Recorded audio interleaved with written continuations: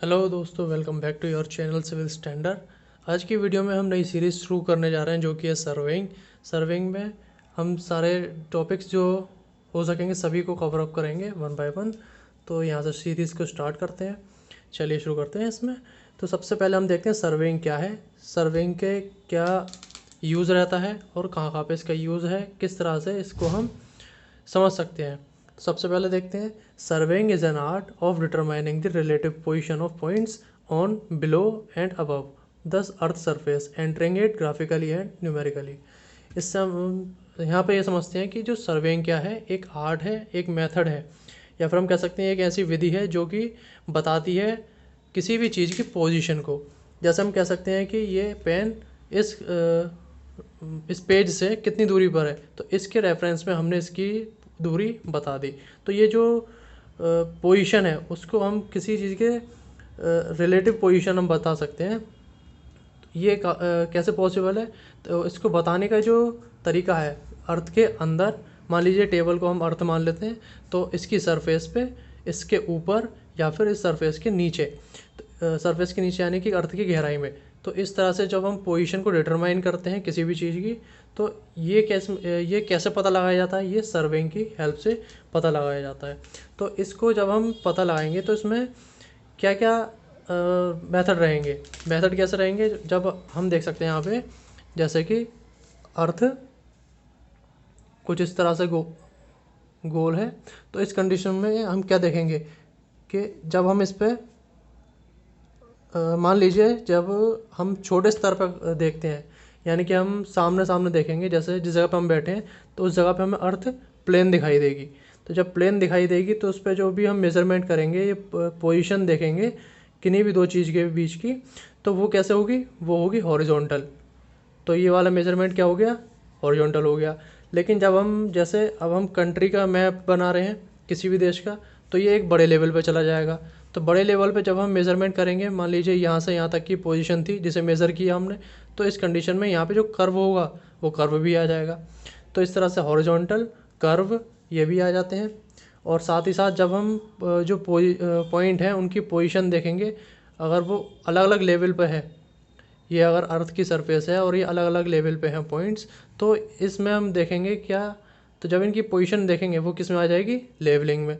इसके लेवल अलग अलग हैं, इसलिए जो सर्वे यहाँ पे होगा वो लेवलिंग में आ जाएगा। ठीक है। और इसके बाद जब हम यहाँ पे देखते हैं दो पॉइंट्स हैं, अब इनसे हमने एक थर्ड पॉइंट को मेज़र किया, तो जो थर्ड पॉइंट की लोकेशन होगी, पोजीशन होगी, उसको कैसे मेज़र करेंगे हम? तो इन पॉइंट्स के रेफरेंस में हम कहेंगे कि इस पॉइंट से इस एंगल पे ये वाला पॉइंट है, या फिर इस पॉइंट को इस वाले पॉइंट से हम कहेंगे, मान लीजिए ए है, ये बी है, तो ए पॉइंट से इस एंगल पे ये पॉइंट है। ठीक है। तो यहाँ पे क्या किया हमने? एंगुलर मेज़रमेंट किया। तो एंगुलर मेज़रमेंट, हॉरिजॉन्टल मेज़रमेंट और vertical measurement. Vertical measurement levelling हो जाता है।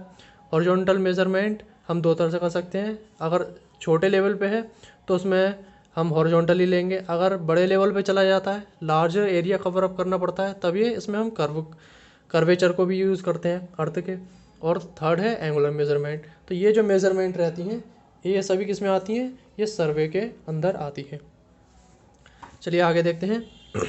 और इसके ऑब्जेक्टिव्स क्या क्या हैं सर्वे के? पहला ऑब्जेक्टिव है to determine the relative position of points, कि पॉइंट्स की रिलेटिव पोजीशन को पता लगाना।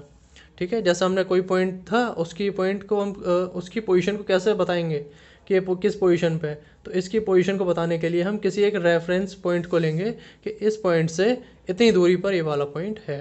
ज़्यादातर केसेस में हम देखते हैं कि हम रेलवे स्टेशन की जो हाइट होती है उससे मेज़रमेंट करते हैं सभी जगह का। जैसे पास में कोई रेलवे स्टेशन होगा तो उससे उसके आसपास की जो जगह रहेंगी उसको लेंगे हम, कि इस वहाँ पे आप कभी किसी भी स्टेशन पे देखना, उसका जो बोर्ड लगा होता है उस पर लिखा होता है मीन सी लेवल से हाइट इतनी। तो वहाँ से हम पता लगा सकते हैं कि जो किसी भी चीज़ की हाइट है, या किसी बिल्डिंग की जो कंस्ट्रक्शन किया जा रहा है तो उसकी हाइट कितनी है, ऐसे रेफरेंस हम ले सकते हैं। ठीक है।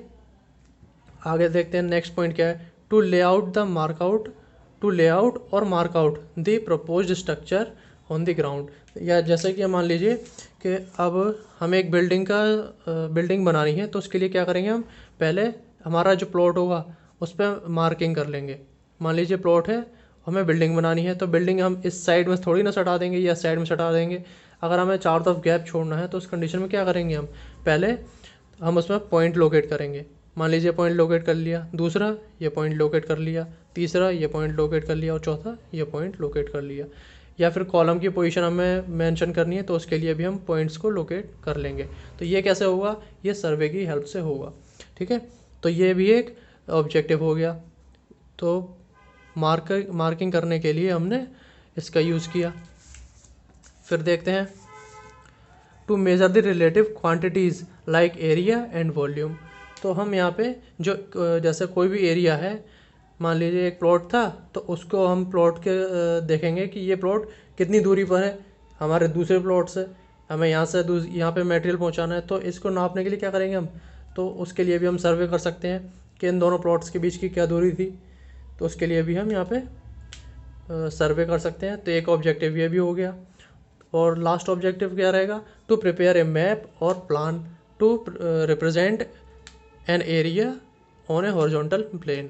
ठीक है, तो हॉरिजॉन्टल प्लेन या फिर हम कह सकते हैं कि हमें शीट पे हमें कोई मैप बनाना है या फिर एक प्लान बनाना है किसी बिल्डिंग का, तो उसके लिए भी हम सर्वे का यूज़ कर सकते हैं।